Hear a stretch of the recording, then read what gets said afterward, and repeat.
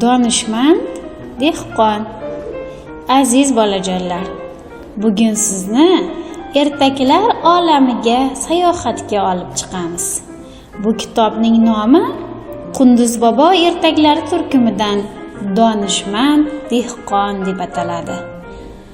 Ertaklar aqlni charxlaydi, yaxshi ishlarga o'rgatadi, qiziqarli va kulgili va nihoyat sizlar uchun juda ham foydali. Bu kitobda siz quvnoq, aqlli va mehribon jonivorlar bilan tanishasiz. Har bir ertakda u bolalarga sabr, do'stlik, halollik va yaxshi muomala haqida hikoya qiladi. Hayvonlar, dehqonlar, qushlar va boshqa qahramonlar orqali siz ko'p ibratli voqealarga guvoh bo'lasiz.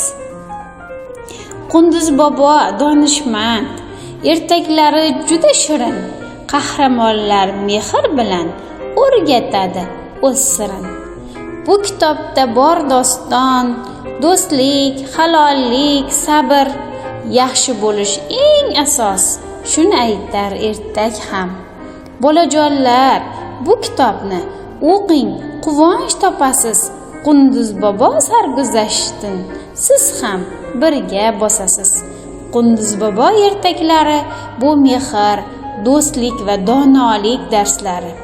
Keling, birgalikda ertak o'qiylik va yaxshilikni o'rganaylik.